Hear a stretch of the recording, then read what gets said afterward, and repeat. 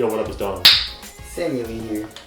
Soul Brothers, back up in it. How you guys doing? This is a runner here. Yes. But this is more like a casual runner review. Yes. Alright, we're not crazy. We ain't doing ultra marathons and none of that. But it's also a casual aesthetic shoe.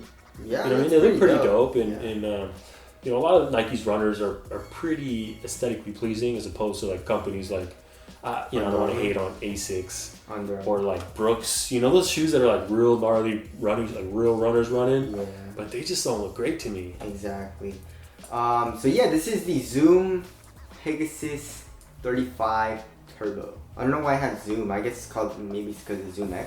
Yeah. I don't know, but there's no Zoom in it. It's the ZoomX. Yeah. But anyways, starting off with the tracciones, it seemed to be good. Yeah, you got some rubber in the yeah. front and the back, but this middle section, which is white, is actually exposed foam. Yes, and that's supposedly a thin layer of React. Mm-hmm. Very, very interesting. But the rubber is tactile and sticky. It doesn't slip at all, and it seems to be pretty durable. It's pretty thick as well. Yeah, it is. It's not thin as well. So durability wise, you should be good to go. You know, I mean, like the Epic React and stuff like that was not durable at all. Also Ultra Boost, but this seems to be pretty durable. So outsole is good, especially it's just a casual review anyway. So yeah. There's that. Moving on to the meat of the review, the important part of the review, and that is the ZoomX. How does that feel? Nike marketed it as a very, you know, like a high energy return cushion. Which, that's what they do with Boost too, which is not super high energy return. Exactly, or maybe they mean it in a different way. Like React is. React is, definitely. Yeah. But like, energy return to me is that I put in a certain amount of pressure and I get another, like, the same amount of force back. Is it energy returning? Not really. When I was running in this, I felt more of like a very soft, impact protection, very soft cushion, and it was throughout the entire cushion. You know, like usually shoes, thin out in the forefoot. Yeah, exactly. So you can't really feel it in the forefoot on other shoes, but this shoe, it's throughout the entire, you know, like step. You feel your foot like go into a soft marshmallow. ZoomX, you know what I'm saying? So like the heel, very good compression, compresses, and then you go to your forefoot. Heel to toe transition is very, very good as well. And this little tip right here, like kind of helps transition from your heel to toe. It's super nice. Not what I was expecting though, because it says high energy return, so I was expecting a little bit of bounce back, kind of like React, but there was really no bounce. I mean, I guess a slight bounce, but it feels more like I would say Boost, just like soft. But I would say this compresses a lot more, and they made it actually super thick. Yeah, it looks pretty thick. Yeah, so. And you're not really sitting below that too much. Yeah, exactly. You're really pretty much sitting right on top of that. Yeah, so running, you know, very, very nice. And also just walking around, I mean, you put so little weight on it and it compresses. So I really like that. It doesn't feel like super unstable as well. I mean, even though it's like very, very soft and compresses a lot, it didn't feel too unstable or anything at all to me. So, you know, just walking around is one of the most comfortable, like squishiest, softest cushions that I've ever felt. But personally, I would like to have a little bit more like bounce back. Especially when running. Especially if you're running, yeah. Exactly. But you know, just casually walking, yeah, super duper comfortable. I was very, very impressed with it. But they do have a very stiff stroke board though. So yeah, your foot's not really going into the actual ZoomX. You look at the stroke board. And also the insole is an Ortholite insole, looks like, and pretty nice. It's pretty nice, but they use decent insoles in their running shoes. Yeah, but it's just your standard Ortholite. You know, nothing too crazy, but it's pretty nice step and comfort. Did it come with another set of insoles for a different offset? Nope. Sometimes they do that. Yeah. So yeah, cushion, super duper comfortable, very nice. Moving on to the materials, they have, I believe they're calling it a fly mesh, but I'm not sure what the fly mesh is. Like, is it the underlaying material or is it the overlaying material? I would think it'd be the overlaying material because that's pretty much the meat of this upper. Looks really cool. It's very, very breathable. It's pretty much see-through, which is also kind of cool aesthetically. Yeah. But also very, very thin. And which light. Also means it's light. Yes. But it also seems pretty durable. I mean, it's like a plasticky material, which is going to be a little bit stronger than your average textile. And another thing is it actually does not stretch. I mean, like I'm trying to stretch it a little bit. It really doesn't stretch at all.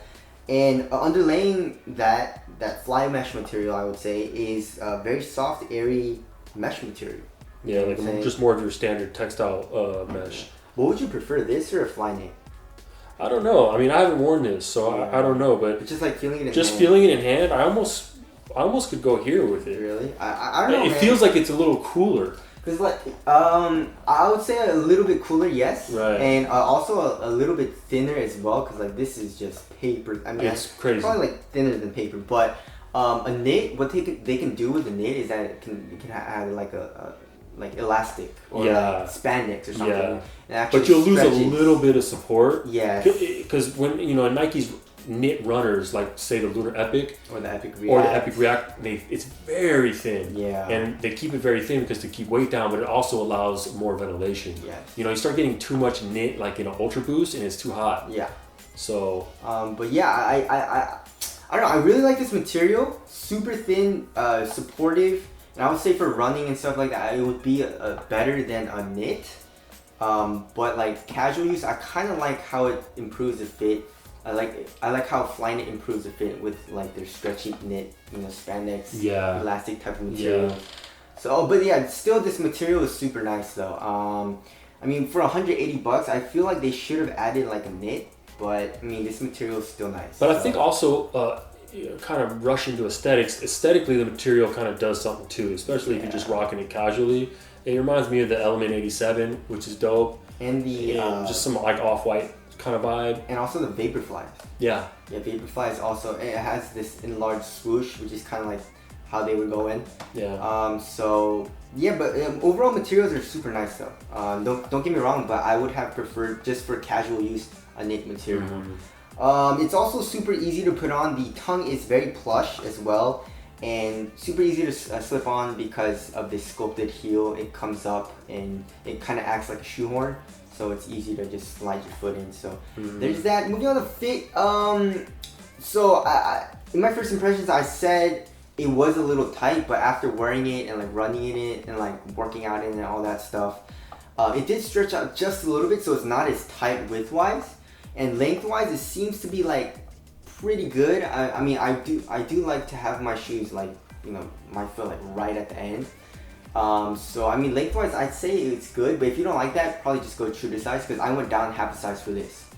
So there's that. And widthwise, it's okay for me now. So it stretched out just a little bit. So if it's a little tight at first, you should be fine because it does stretch out once you break it in. So but fit overall, very very nice. Really no dead space at all really in the shoe for me, anywhere actually in the shoe. So fit was pretty good for me. So there's that. Moving on to the weight. Pretty damn light. 7.16 ounces. It's crazy. Very light. One of the lightest shoes. I mean, Nike makes super light shoes. Yeah. Comparing to like Adidas and Under Armour and stuff like that. Does it feel light? Yes, it feels super light. But then the cushion also feels like, it doesn't feel bulky though, but just has like a nice like soft compression. It feels super like comfortable, Yeah. Durability is probably not going to be insane. Yeah, I mean, it's definitely not as bad as my Zoom Flies, which uses Lunarline, and I felt like it didn't bottom out like super fast, but like it bottomed out pretty quickly, and the Lunarline didn't feel as nice as it did, as when I first got it, obviously. But React, like from my Epic Reacts or my Vapor Streets, they're still holding on. I wear them a good amount still, and they're still really comfortable. The ZoomX, I feel like it's in between that. You know what I'm saying? In between React and Lunarline. Lunarline is pretty bad. It bottoms out pretty quickly. React is pretty good durability-wise, but this I feel like is in between that. I don't think it's as durable as React because I didn't really feel it bottom out, but like there's just so many compression marks already, and I feel like because of that, the life of the cushion is not going to be as long. Because like the React, it doesn't do that as much. But still, it's still super soft and very comfortable right now. So you know, I'll probably do like maybe like a 6-month review or something if you guys want. And also the materials don't seem too durable as well, right? Yeah, it just looks like one of those materials. It's so thin. Yeah. But how is ventilation? Yeah, super amazing. Right. Yeah. Aesthetics. They're pretty dope. Yeah, I like them. Especially this colorway too. Yeah, very nice color. It's like a greenish, grayish color. Yeah. And then what is this? Like an orange, neon orange, pink? Yeah, this is a neon pink. Neon pink. Which is hard to show up on camera. Yeah. But it's a true neon. Yes. Which is cool. So overall, what's the damage on these? $180.